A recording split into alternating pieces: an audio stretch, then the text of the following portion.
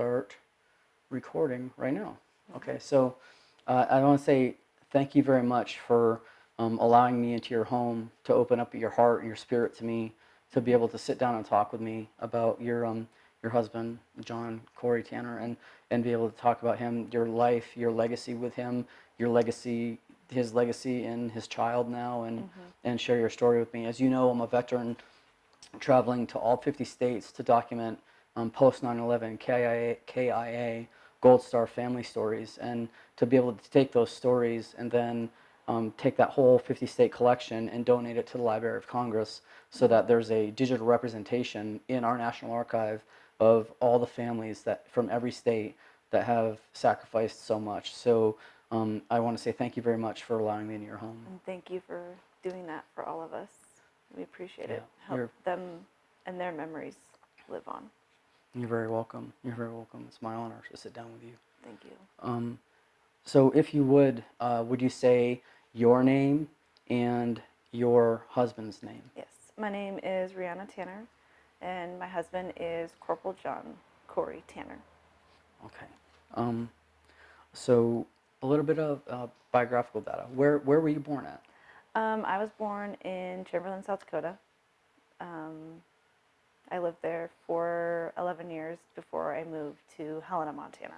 Okay. Okay. And lived in Helena until, well, I guess I was 19. Okay. So- Does anybody else in your family, either on your mom's or dad's sides, or whatever, or current family, does anybody in your family have a history of military service? Yes, I have a lot of family members who are in the military. I have my grandfather, my dad's dad, he was in the Navy. I have a cousin who's in the Marine Corps, another cousin who's in the Air Force. Two of my brothers both served in the Marine Corps, and then currently my older brother serves in the Guard, National Guard, and then a younger brother who serves in the reserves, the Army Reserves, and he is going to deploy next week. Wow. Yes, and they've all done deployments. My older brother was in Iraq with Corey, and my younger brother went to Afghanistan a few years later. So they were all able to come home. Wow. So you have a very, very rich, deep history of military service in your family. Yes. Wow. Yes. Wow. So have The other you, ones I wasn't so much aware of until my older brother and Corey. So I didn't know a whole lot. I was Wow. very young. So. Yeah. Yeah. Did you have exposure to the military when you were younger? I mean, did you No. know them through? Okay. So you. They were growing up. My grandfather was out of the Navy already. He had 12 children, and they lived simple life. They had cows and chickens and stuff like that. But didn't really know all my cousins were all older, so them going to the military was, being younger, understand those things. And I didn't really even understand it when my brother had gone in, because I was still in high school when he had enlisted, and didn't really click either, because you're young, you don't get these things. But Okay. so I didn't really understand until he went in. yes. Okay. Can you tell me, and just about everything as you can remember it, how you first came to meet, I guess we'll call him Corey, because I guess everybody called him Corey. How did you first meet Corey at first, and then take me? Yeah. So walk me down the line. my brother obviously was friends with Corey, and he was going to come home for Thanksgiving, and he asked all of his friends, hey, I'm going to Montana, I'm going to go home, see my family for Thanksgiving, who wants to go with me? And Corey, I do. So they drove up to Helena. It was Thanksgiving Day. I had gone to church, came home with family, and I was outside on the back porch, and Trey came out which is my brother, with Corey. And I thought, oh my gosh, who is this guy? This is crazy. He's so cute. He's adorable. And apparently he thought the same thing, but obviously didn't say anything. His whole face turned red. He was super embarrassed. I'm like, oh my gosh, this is a Marine. Look at him. He's all blushing. But we met and we introduced each other, and kind of, I was dating someone else at the time, so it was just kind of off limits. This is not going to happen. And so we had dinner and stuff, and then I said goodbye because I was living with my boyfriend at the time. And I was 18, so I was just out of college and just doing my own thing, working at a restaurant, just being an 18-year-old. And they invited us to go the next day to go bowling. And so we went bowling, and he was like, you know what? You have to be mine. You're going to be mine. You can't be with this other guy. Like, I really like you. I think things will work. So the next day they came to my work. They all went paintballing. My brother and Corey and another one of my brothers and a few of their friends went paintballing. And after paintballing, they came and visited me at the restaurant. And my brother told me afterwards, like, he really likes you. He wants to date you. You should just try it. So I did. I broke up with my other boyfriend. The one you were living with? Yes. I moved out, and we dated. And like 2 weeks later, he told me he loved me. And this is all done during Thanksgiving? Yes. Okay. So then they left. And then, so we just kept in contact over phone. And at that time, they didn't have video chat and stuff like that. So we couldn't video chat. It was just calling and talking to each other, hours at a time at night. And then he came up here for Christmas. It was like the day before Christmas. Actually, I think it was December 23rd. He came up, spent Christmas Eve. We went to Mass together. He went in his blues. And that was like a big thing because it was the first time I've ever seen him in his blues ever. And we didn't even get a picture together, which is sad. But then Christmas Day came, and he proposed to me in my brother's bedroom. Not the most romantic place to propose to someone, but he proposed to me and then brought me out to the living room. He's like, look, we're getting married, and big congratulations. And then the very next day, we rented a car and drove back to California. And yeah. So it was like a whirlwind romance. Yes. Like just happened like really fast. Very quick. Yes. Okay. Yeah, it was I don't know, there was just a connection there that for the both of us that we just absolutely we loved. It was amazing. It was real. It was far away. But yeah, it was amazing. So then you drove back to Pendleton? Mm-hmm. Okay. And this is after the proposal? Yes. Okay, so he proposed, Mm-hmm. and then you drove back to Pendleton after that Christmas leave. Right. Right. Okay, and then talk me through. Like, I want to hear everything.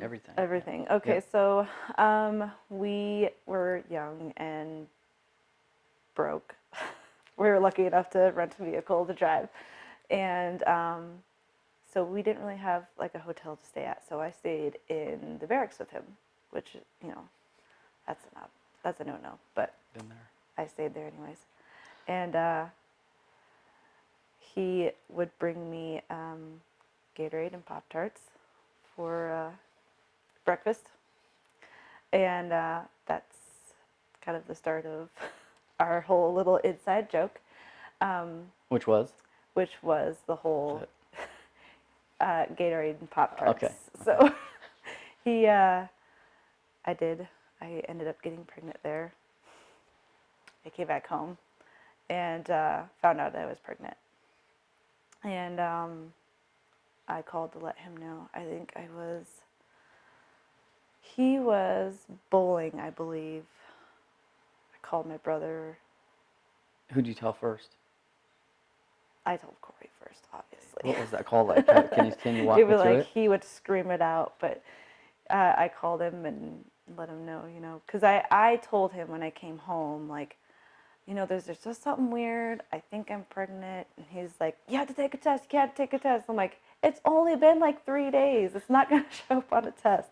He's like, okay, well, whatever. Well, I had gone and taken a test, and it said it was negative, but it was still only, a few weeks along, so it was really early.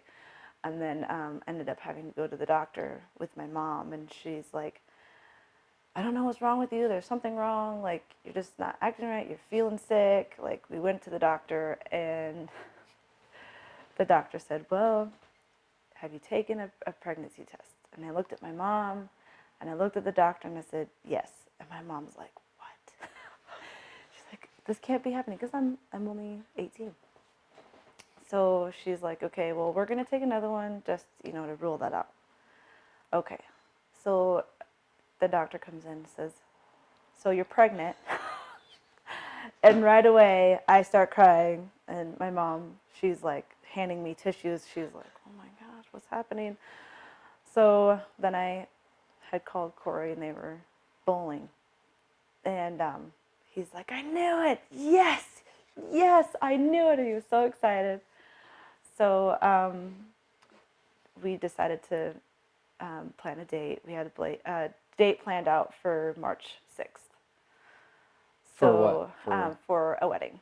Oh, okay. Now So, in turn did he say that he was gonna like let his mom know, and did you guys talk about that and how that was gonna happen? he hadn't talked to his family for quite a Mm-hmm. while, being in the Okay. Marine Corps, Yeah. and he didn't talk to them for quite some time. But afterwards he called his mom and let him know, like, hey, Surprise. surprise, I'm having a baby too. So yeah, Okay. that was. Okay. So then, can we back up real quick 1 second? Mhm. How did he propose to you in your brother's room? We were sitting on the bed. He just brought me back into the room and sat me down on the bed. And he's like, I love you very much, and I want to be with you for the rest of my life. And I want to have family. Will you marry me? And brought out this ring.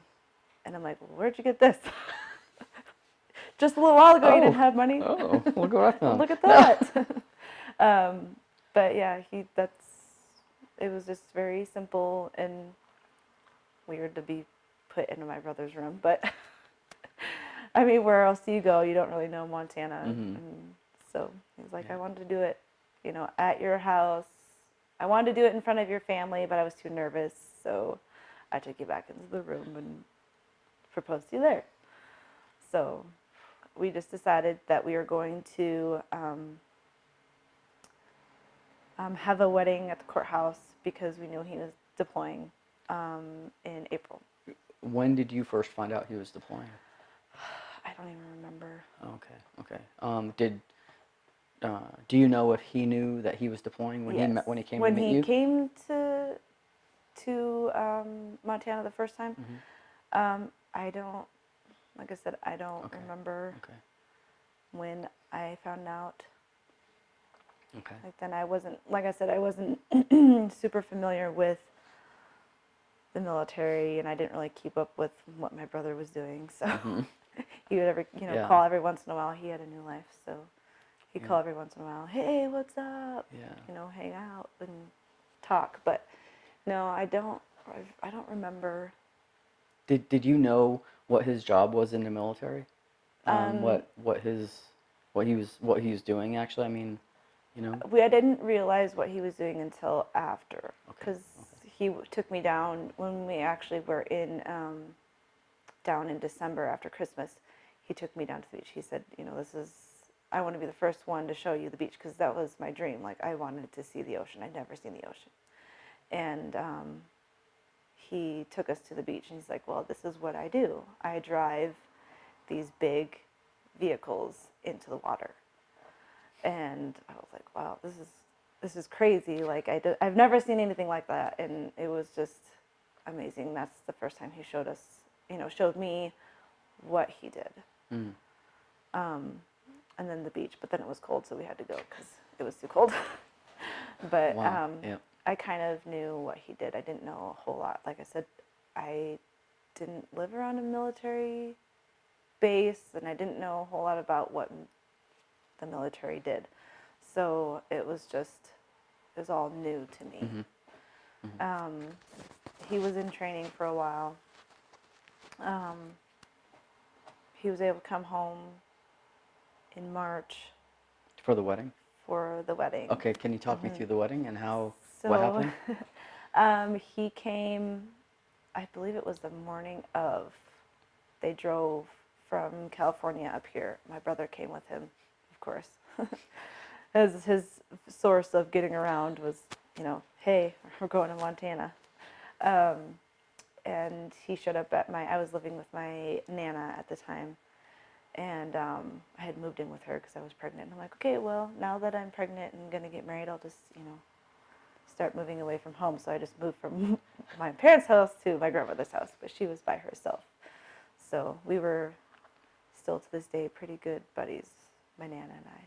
But he showed up at the house or the apartment that morning of the wedding, and we got ready and went down to the courthouse, and my mom and my dad, my younger brothers, and my sister was also in love with Corey. She was only 12 at the time, so the same age as Tavian is now. But she just loved him. He was so nice, and he cared so much about all of the kids, my brothers and sisters. And they were all there. My Nana, and then another friend. So we got married at the courthouse, and we had a little party, like a little reception at my house, and my best friend came and congratulated us, and then we stayed at a hotel. It was really weird. Did family come to the wedding? No, it was just short, because we were planning on having a bigger wedding when he came back. We wanted to get married at the cathedral. He wanted to have all the corporal swords, I guess the swords with the bridge coming out. Mm-hmm. But we started to make plans to do that, have a bigger wedding at the cathedral. He really wanted everyone to be in their blues, all of his friends, and to have a sword. That was like the biggest thing. He was going to have his sword. And they were all going to hold their swords up when we came out so we could go, under the bridge.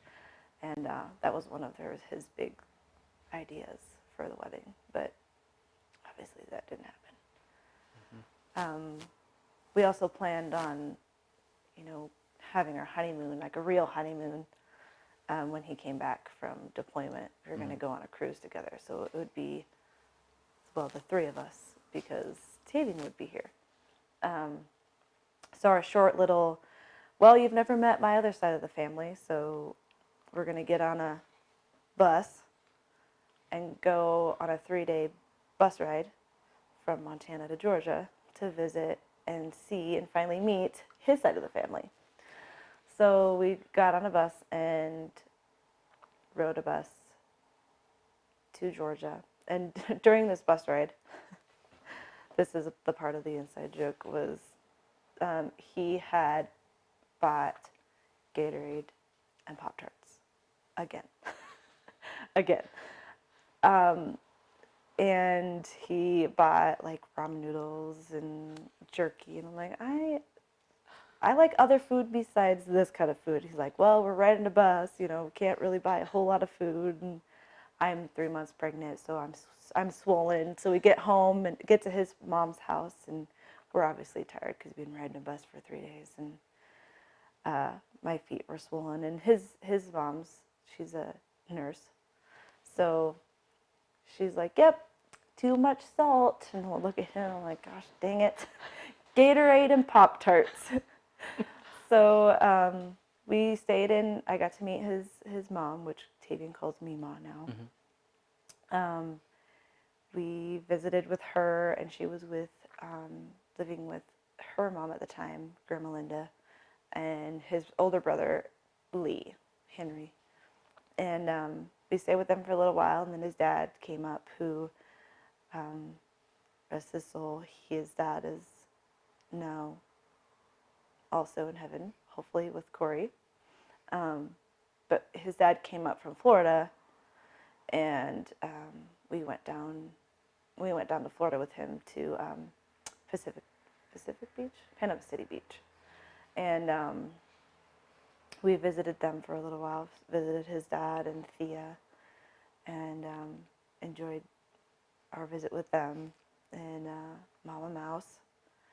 And then we came back up to Georgia and spent more time with Brandon and Lee. He went and hung out with them, did their little pool night. They had their own little pool sticks, and they went out and enjoyed the night together by themselves, while I was happily fine laying in bed taking a nap. And then we left. So we only got to visit them for a few days. Really? So the trip was only a few days long? Yeah, The whole trip? it was about a week long, and then we came back up here on once again bus ride. So I got to see a lot of places, a lot of bus stations. My first time across the country like that on a bus. But we came back here, and then he went back to Pendleton for training and pre-deployment stuff. And then I went back down there To Pendleton? Okay. A week before he deployed, and we stayed with some friends. Okay. Like I said, he was still in the barracks, so we got some power of attorney stuff done for, his mom and stuff like that. Yeah. So. And the wedding paperwork and all that stuff. Yeah, we did all the wedding paperwork and stuff here. He did all the paperwork. He was very much like, "I'll do all of this stuff. I'll do all that." So by that time, when I went back down there, I was 4 months pregnant. And for our last night together, our friends wanted to go watch 300, but when we had already watched 300, because when we came back from Georgia, my brothers wanted to watch the movie, so they said, let's all go together. So we went to the movie theater here in town and watched the movie 300, and I ended up falling asleep because, I was on a 3-day bus ride, 3 months pregnant. He's like, "I'm glad I paid $8 for you to take a nap." I'm like, "Well, it was the best nap I've had in 3 days." So they decided they wanted to go see 300 for their last time together. And he's like, "I don't want to do that. I didn't want to do that. I wanted to just spend time with him." So we went to the pier in Oceanside. And it was one of the first places that I had seen when we first met. And so we walked along the pier and just talked and just enjoyed our time together. And then the next day they had to go and get all their stuff ready, and we met them down Del Mar, where they were all just kind of gathering, waiting for the buses, and we all kind of piled in our friend's car, and I guess we were waiting for the buses to get there, so everybody was kind of like, "Hurry up and wait," it's the Marine Corps.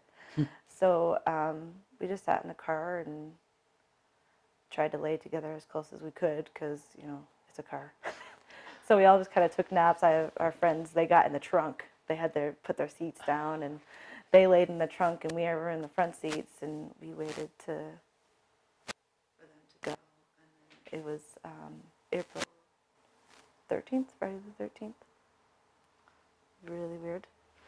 But they that's when they got on the bus, and that was the last time I seen him.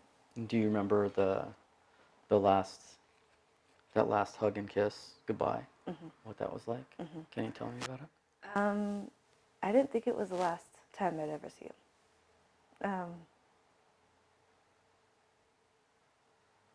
It's kind of more like, I'll see you later, because you don't think of those things. You're 19 years old. You have this whole life ahead of you. You don't realize that war is, you can never come back from. And he never expressed that. He never said he was scared. You know, we were just learning about each other, so it's just something that he just never talked about. And I knew, you know, my brother was going, and I knew that he was scared. And Corey would, you know, there was certain times where Corey would, like, it's like he knew that he wasn't going to come back. There was just little things that he would say, songs he would play, like Live Like You Were Dying. He used to play that song. My brother had said something about, you know, if I don't come back, I want you to play this at my funeral. And it ended up being the song that we played at Corey's funeral. So it's just, there's just little things here and not there that, like, you look back on and you're like, wow, you know, they were scared. They knew what could happen. I didn't realize it because, you know, I'm 19. He's supposed to come back. This is like not, this doesn't happen. And so that last hug and kiss was just like, I'll see you later. It wasn't a final goodbye. So when we did get the news, it was like, this isn't fair. So then he got on the bus and they went away. And then with your life, then what happened? Did you drive back to Montana? I stayed with our mutual friend for a few days because her husband deployed at the same time. Okay. So I stayed with them with her and her children, well, her child at the time, for a few days, and then I came back home, and I was working as assistant preschool teacher here in town, and I just went back to work. Were you showing pregnant? Were you starting to show a little bit? Oh yeah. Did before Corey left, did he ever? Yes. Was he ever able to, like, I was touch? showing in our wedding pictures. Did he touch Yes. your belly and talk to your baby at all or Yes. anything? Really? Yes. And I would have him call and leave messages so that I could play the messages to my belly so that he could, you know, when he came back, he knew Dad. Yeah. At least heard his voice. Yeah. So, but yeah, he would touch my belly and other parts of my body that were growing. But yep, he would talk to the baby and, you know, tell him he loved him, and he couldn't wait for him to be here, and or at that time we didn't know the sex of the baby yet. Yeah. So that was kind of like, it was, I don't know, I think I told him the sex of the baby when he was in Iraq. Okay. So I don't remember. I'm pretty sure it was when he was in Iraq that I had told him. That he was having a boy? Yeah. And he was so excited. So excited. I don't think anyone else could be excited about a baby. He was just so excited. He was screaming at all the other guys, "It's a boy!" He was so excited. Wow. But yeah, he would talk to the baby and rub my stomach, and it was wonderful. And did your brother, was he in the same unit? Did he deploy in the same unit? Yes.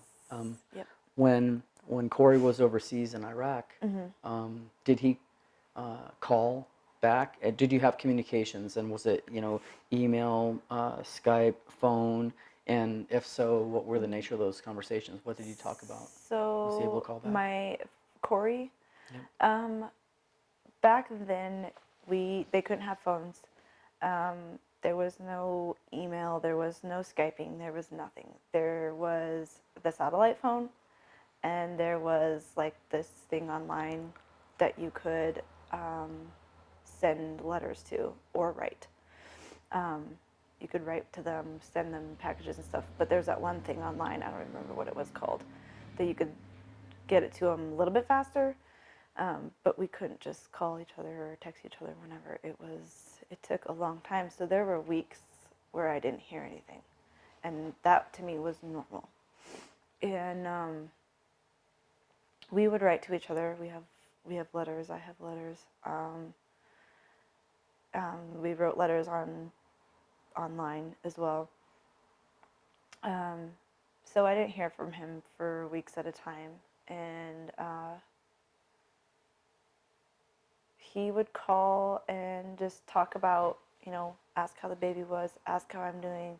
But he didn't really talk a whole lot about what was happening. So did he ever share any of his worries, fears, concerns? Nope. Beforehand and during, never, ever, ever. Okay. He just never, because I think he felt like for him as a Marine and for him as a good husband to not worry the pregnant lady, like he just did not want me to worry. And so he would not tell me anything. I never knew.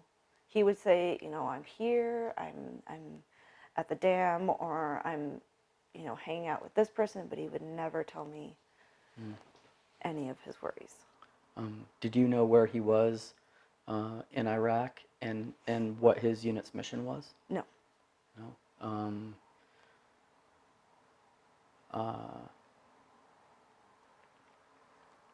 He would tell us, we're near the dam, or we're in a different place now, but he would never disclose what their mission was or what they were doing or exactly where they were. Just did not want us or me to worry. Yeah. And it was frustrating at times because you're like, well, what do we talk about now? I know it's been 2 weeks, but I don't know what you're doing. I could tell you everything I'm doing. And that's what I would do. I mean, he would say, just write to me and tell me everything you're doing. Even if it's, I ate breakfast this morning, just tell me. And that's what I would do even when he would call, like just tell him everything that I was doing. Just because he couldn't really tell me what he was doing, but he wanted to know what I was doing. Do you remember the last time that you spoke with him on the phone? And what the conversation was? It was almost an entire month before. I remember the very last phone call that I missed from him. I was actually in church, and I got out of church and I checked my phone, and I had missed a phone call from him. And I called his mom, and she sent me a message, said, I'm on the phone with Corey. I said, okay, please let him know. Please call me back. And he couldn't call me back. So the very last opportunity that I had to be able to speak with him, I missed.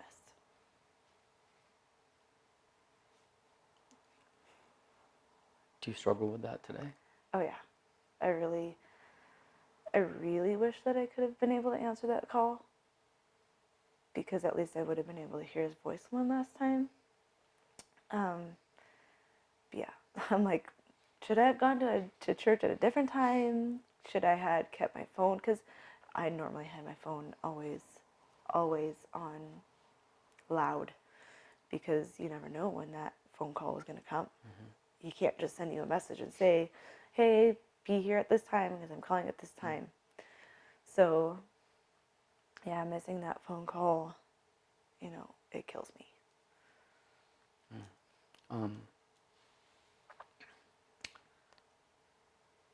can you tell me in whichever order you want, but to the best of your knowledge, as you understand the events to be true, um, what happened the day that he was lost? What were the circumstances surrounding, as you know them to be true, the events that happened when he was lost and killed in Iraq, and then subsequently walk me through the entire timeline of how you were notified, where you were, what you were doing, and you can have those in any order you want them, Okay. whichever one you want first. So I was 9 months pregnant with our son. At the time, I was still living with my Nana. 9 months pregnant. 9 months pregnant. And it was around 7 a.m., 7:30, and there was the doorbell rang, and my Nana's still asleep at the time. So I heard it. I'm pregnant, so I can't sleep very well anyways. So I got up, and I'm still in my pajamas. I got a t-shirt on and shorts, and my mom was out the door. And I couldn't figure out what was going on. Like, why are you here so early? And then I saw behind her green uniforms. And I instantly knew it wasn't good. And they came inside, and my mom just looked at me, and she's like, Anna, they're here to tell you something. And I could tell in her tone of voice that, I mean, I already knew, but everything was just kind of like slow motion. And I don't remember exactly what they said. They said something along the lines of, I'm so-and-so, and this is so-and-so, and we're here to let you know that your husband was killed in combat. And I just don't even remember the rest of it. And I think I just went and sat down on the couch. Like everything else was a blur. I just couldn't remember anything. And after a while, after talking to him, I've seen him months later, these men, I've seen him so many times, but I remember seeing him at a ball months later, and he said, do you remember what you said to me? And I said, I don't remember that day very well. I don't remember some of the things even years from now. But he said, yeah, he looked at me and he said, are you shitting me? And I said, I don't remember anything. I remember sitting in the chair and seeing my grandmother would watch like the Weather Channel or something like that. And I thought for sure I saw his name because they would post like men who were killed overseas. They would post those on like the little scripts on the bottom of the TV. And I remember seeing his name go on the bottom of the TV. And I remember the song that was playing. I remember that. And still to this day, I remember the song that was playing. And then some time went by, and I guess my whole family was at the house. A lot of paperwork. I don't remember a whole lot. But I remember calling my brother because I was afraid of what happened to him, because they went to my parents' house, and the Marines who came to the house, they went to my parents' house first. And my parents thought that it was my brother, not realizing that it could have been my husband. And when they realized it was for my husband, they had to bring the Marines over because the address for where I was at wasn't updated. So she had to bring them over. But I called my brother, and I right away that night, and I didn't call him, he called me. From Iraq?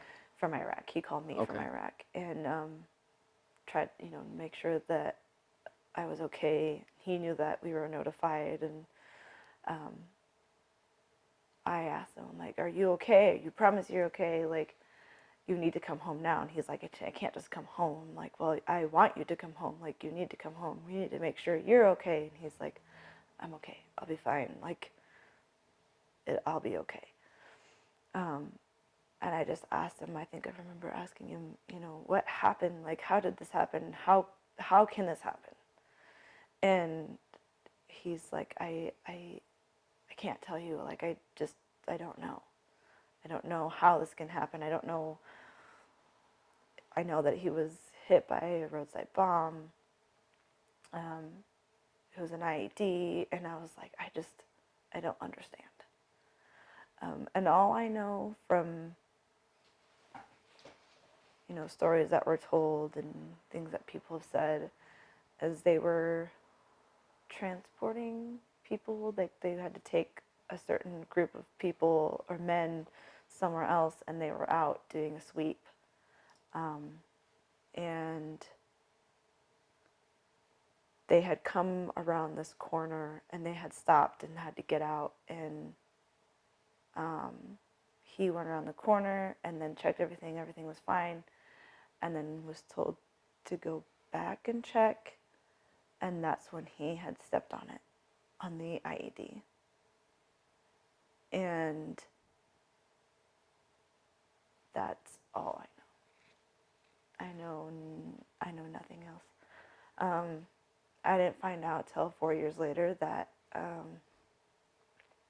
not all of him came back.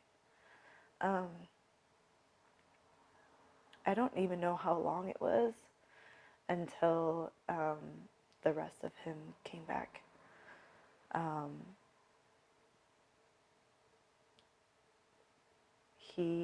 I guess his foot, they found his foot later and sent his foot with him, well, back to the States. I don't even know how much longer it was after the rest of him came back, but they asked, who I wanted to come back. And at that time, you wish you could just have them all come back. It would have been nice to have them all come back, because I think it would have helped all of them. But I didn't know any of the circumstances. I just knew he was gone. And so I asked for my brother to be back, obviously, because that's his brother and that's his friend, and that's who I knew. So my brother came back. From Iraq? From Iraq. Did he escort the bodies? Or no? They wanted him to escort him back to the States, but I don't know what happened. Someone else escorted him back to the States, and then he came after. And then the day of Corey's funeral, the night before, my brother had blacked out, and they weren't for sure why, what happened. And then the day of the funeral, found out that 4 of the men that he was supposed to be with in the unit were ambushed, and all 4 of them were killed. And he was supposed to be with them. So that was really hard for him. He just lost his brother, and then he lost 4 other friends, knowing that he was supposed to be with. He was with my husband, and then he was supposed to be with these other four other men, and so that was another blow on top of Corey. Like I said, I don't know a whole lot of information at the time of his death. I just know that he was hit. He had walked on an IED. Mm-hmm. Okay. And So then you had a memorial service or a funeral for him? We had a funeral for him in Georgia.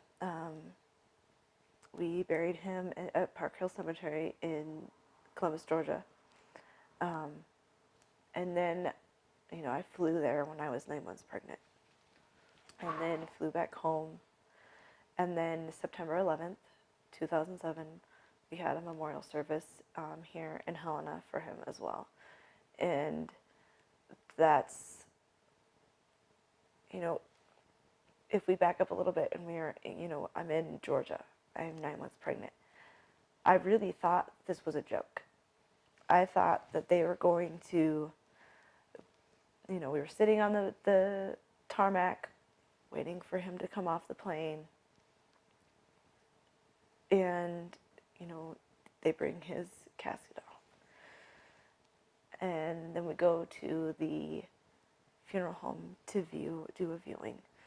And you can't see him because they laid his blues on top of him because the rest of his body's mangled. And but they take us to go to do the viewing, and I thought for sure when I went in that room he was just gonna say, "Surprise, I'm back," and it didn't happen. And it makes you mad. It really makes you mad.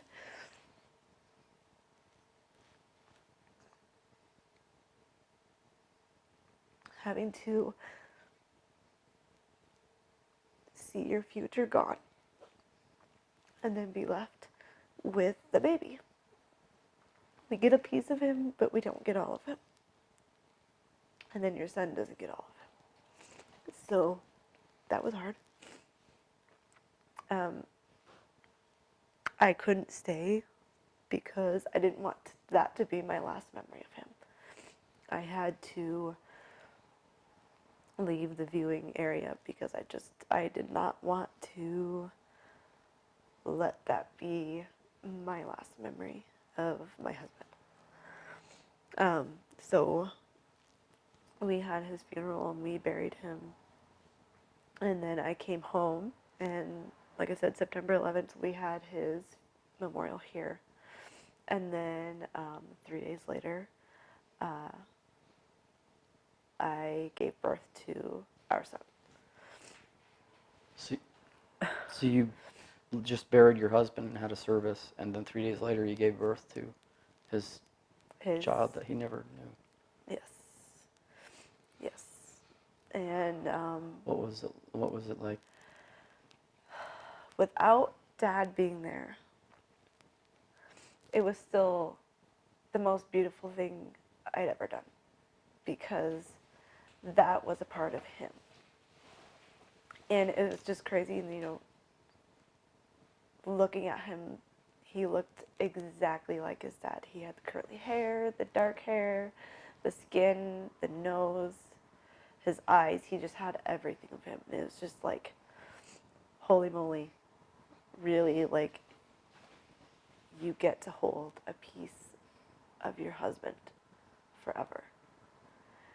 And even not having him there, it was still like a part of him was there. So you're able to feel closer to him by that, through that experience? Yes. Even though he was gone? Because this was something that he wanted. This is something that he cherished, that he loved, that he expressed, that this was something, this is huge for him. He loved him. And I was going to love him too. And if I didn't have him, I wouldn't have a piece of him anymore. And that is what kept me going. I got to have this other piece of him to love and hold and care for the rest of my life.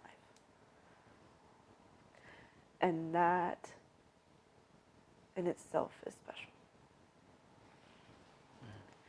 And now he's 12 and looks just like him, acts like him, and he's never met him. Makes the same faces, is a goofball and loves kids. He is exactly like him. Stinky feet and all. Um, It's, um, it's crazy. do you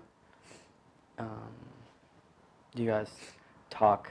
Do you talk often with him about his dad? Yes. I tell him, there's only so many stories that I can tell him. Often people post things on Facebook and I'll screenshot them and read them to him. And his stepdad now, he'll tell him stories, of what he knows.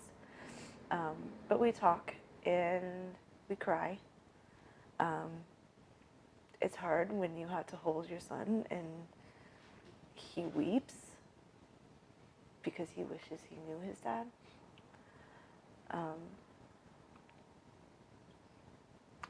But we do our best. And we remember him every time it's his birthday, his anniversary, Christmas time, Thanksgiving. I mean, any holiday he's remembered. And he knows his uncles and his cousins and his Meemaw. And he knows about his grandfather. But we speak a lot about Daddy Corey. And all the other kids, they know about Daddy Corey.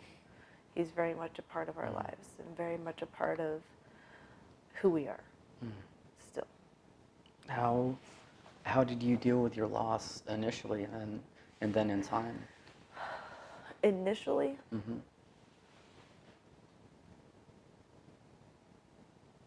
I was mad. I think I was mad for a long time. I dealt with it by myself. I dealt with it quietly. I was extremely angry. I couldn't believe that he could be taken away, that a son could be left without a father. I was mad. I was really mad. Who were you mad at? I was mad at the Marine Corps.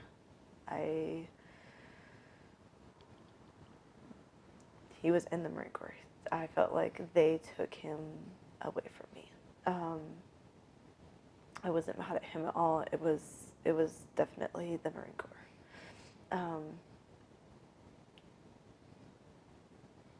I was hurt. There were moments where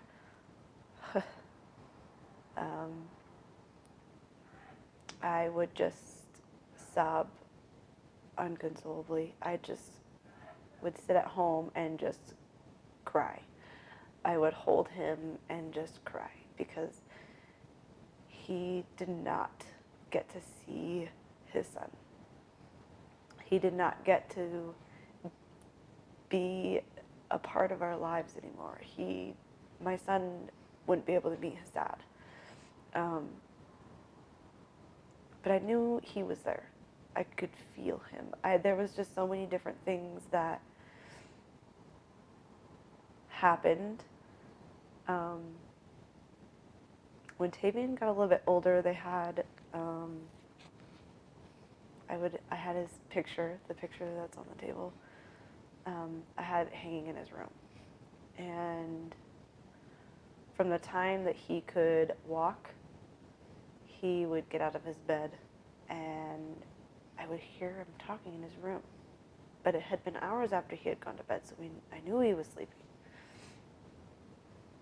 And I went into his room and he would be sitting on the floor in front of the picture, just talking. You can't understand what he's talking about because he's only one. But he was in front of the picture talking. And he would he would point to certain things and just say, Dada. You're like, what is going on?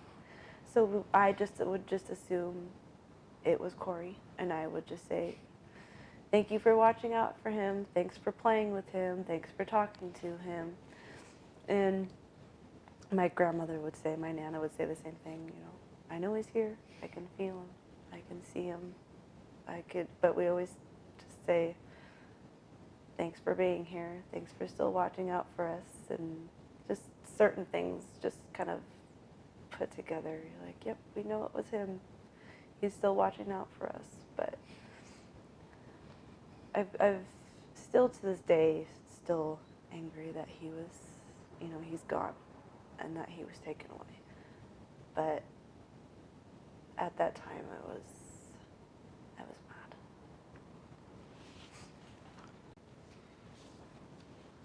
mad. So then, in time, how did that anger dissipate, and what did it turn into? I don't know. I guess learning to embrace it, that I can't always be mad forever. My son doesn't want a mad or angry mom. He wants, someone who can teach him that it's okay, that, we can live and show others that this wasn't in vain. To love fully and to just be present. Because the longer you stay angry,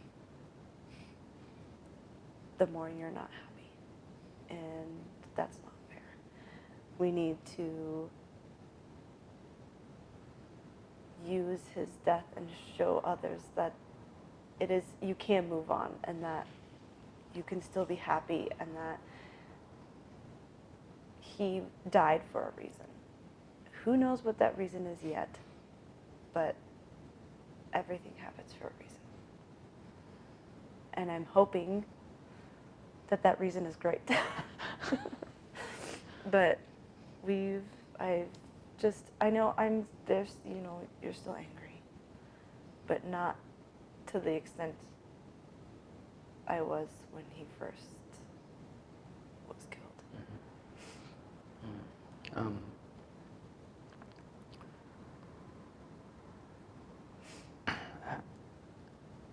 How has your life changed since? I noticed, there's been something incredibly serendipitous that's kind of happened in your life, where it is now, and can you explain that and how that might have come about also? I don't know if I can explain it either. It's just go along with it. Yeah. I don't know. I guess it,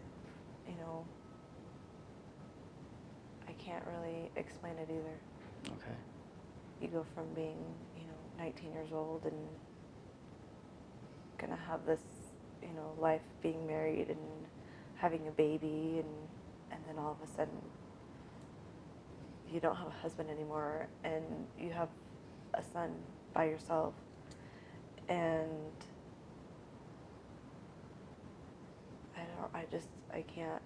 I can't even explain it.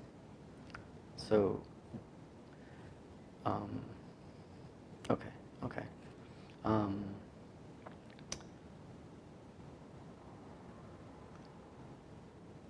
How has your life changed since, besides the obvious of not having Corey? How has it changed and progressed now since in his loss and in your grief journey? Well, now I have a partner now, and we have 3 other children together. I had remarried once, and that didn't work out, but we have a son together as well. So altogether, I have 5 children. He I go to school for, trying to go to school for nursing, and Corey has helped with that. Thank you, Corey. But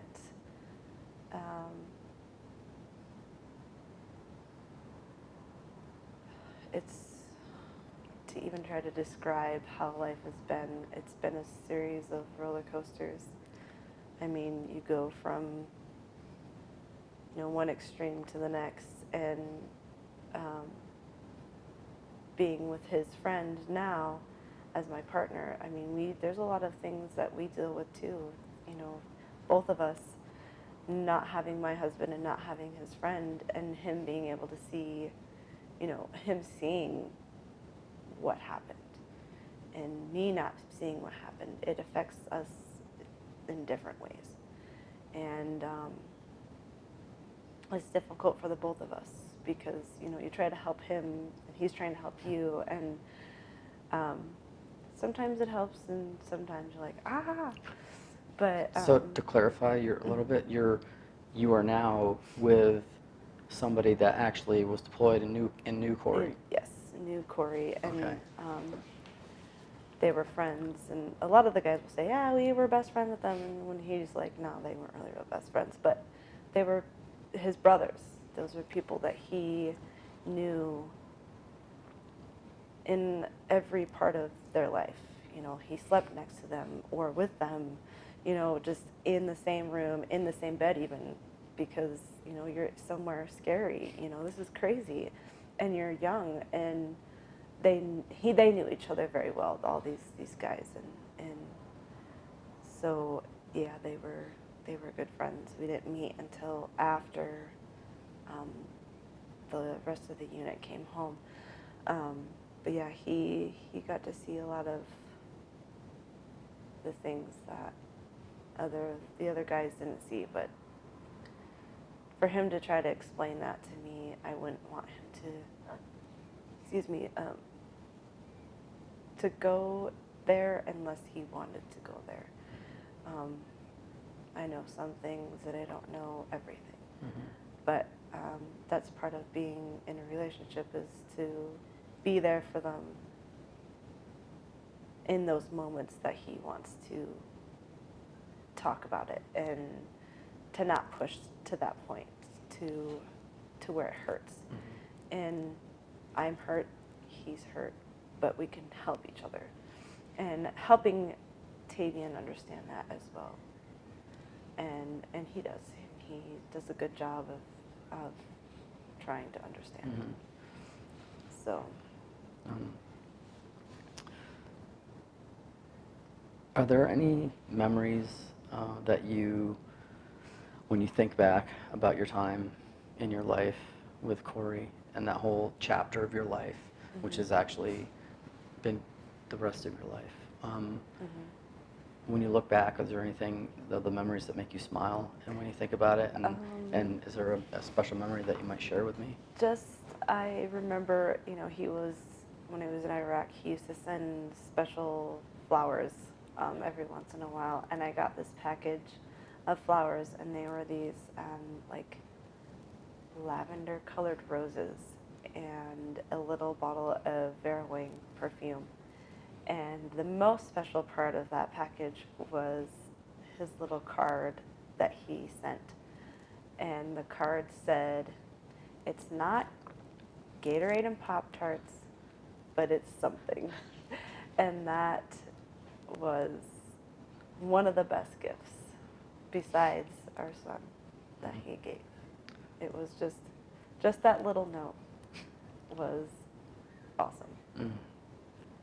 I love it.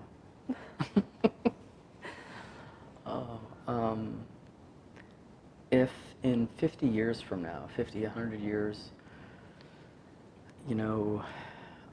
your son's son, or a congressman or senator or documentary filmmaker or somebody mm-hmm. should access this interview from the Library of Congress mm-hmm. and see it, what message upon seeing it would you like to have resonate with them from this whole process, this interview and your experience, and what would you like to send that message and have resonate with them? that war hurts. And it doesn't just hurt one person, it hurts many. That even though life does go on, it doesn't go on as you want it to go on. You're still missing that big part of your life, that big part of your plan. And like I said, it hurts. To find happiness and to find peace would be huge. And to go on living with that peace, to try your hardest to be happy for them.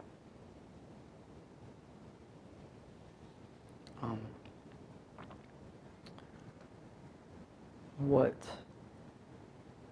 would you like the world to know about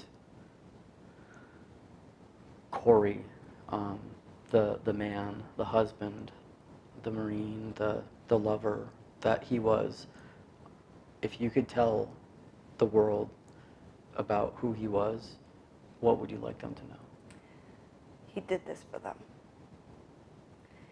He gave up his life and his family for them.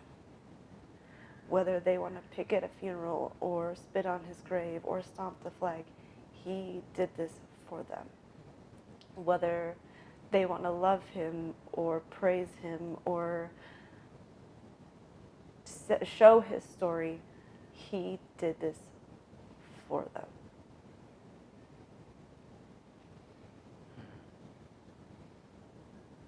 How do you recognize Memorial Day now? Completely different. It's a day of remembering. It's a day of mourning. We try to remember the good things and not always the bad things, because there's so many more good things than there are bad. But it's different.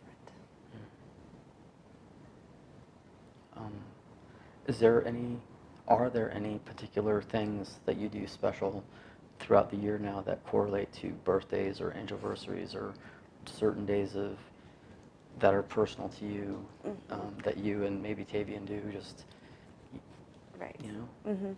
So usually on Corey's anniversary day, August 29th, we watch a video.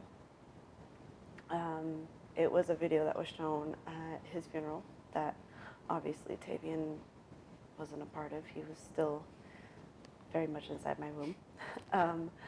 But we watched the video, and then we talk about, any stories that he wants to talk about, or answer any questions that he has besides the normal ones that he has throughout the year. And now we watched a new special video of his dad that was made in Iraq. And in that video, he specifies, kiss the baby for me and tell him I love him. And that's really special, because he didn't get to see his dad. He didn't get to hear his voice. And just to see the happiness in his eyes at that time, even though at the time, it's for me, it's sad. But for him, it's a different feeling, because he gets to hear him and he gets to see him, move and be a person. And that's amazing. But we do that, and then as older ones, I'm sure when he gets older, we take a shot for him of Jose Cuervo every year for him, since we're not near his grave. We get to do that, and when we can, for his birthday, we go out to Georgia and do the family reunion, and then we meet at the grave and do a shot there. So, yes. And then usually on Thanksgiving, this is the day I met your dad, or this Christmas Day, this is the day that your dad proposed to me. I'm not going to tell him the day he was conceived, but we do those things. So. What did you find through all of this to be your greatest source of personal support for you? My greatest support? For you personally, what has been your greatest source of support through your whole journey? My son. I mean, he has truly been the thing that has kept me together. I mean, there are times where I've wanted to break down and he's just come up and give me the biggest hug, or even when he was a baby and, you just want to like freak out, but you can't, because you have this little human being that was and is a piece of the person that you lost. And that is a big thing, is to be there to take care of him and just see his little face and see his little hands. Like, that he has been my biggest support.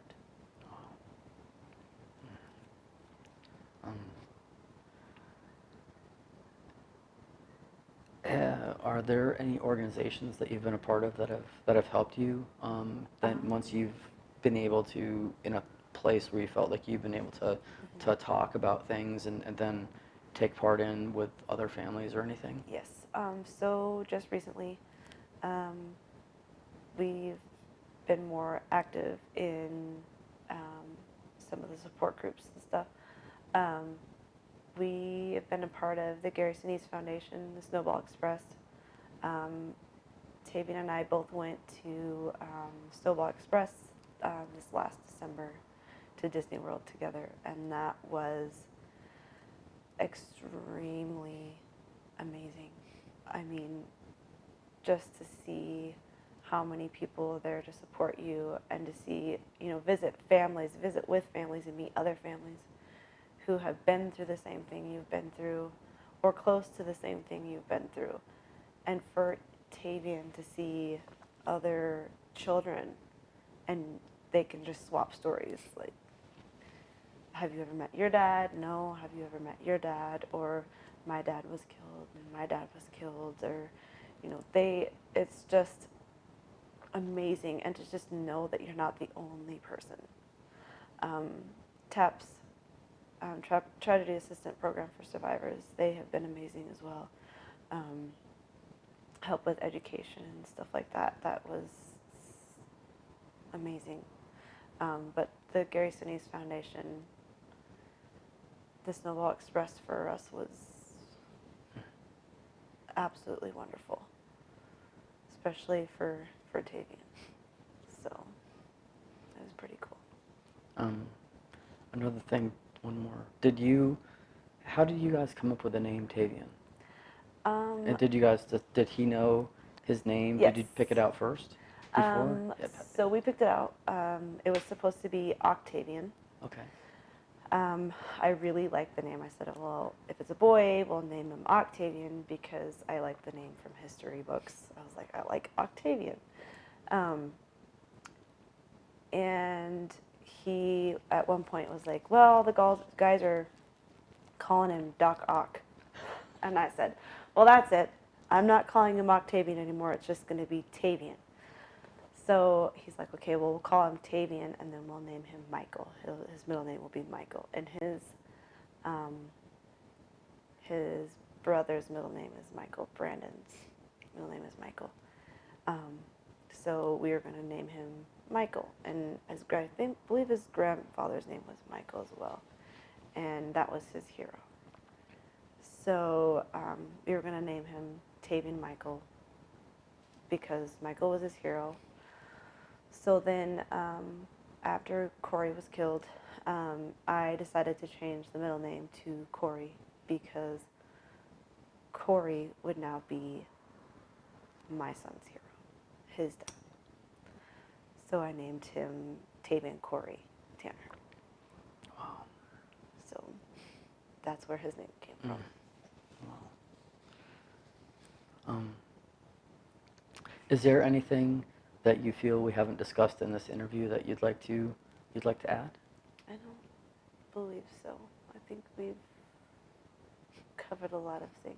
I'm sure I'll find something later on, but Okay. I think for now we've covered a lot. Wonderful. Well, I want to say thank you so much for opening up to me, sharing your life and your legacy with me, and allowing me to sit down with you and hear your story. And I can promise you that I'll take it and cherish it with care, and then deliver it to the Library of Congress. Thank you. Thank you so much. I appreciate it. Thank you. Thank you.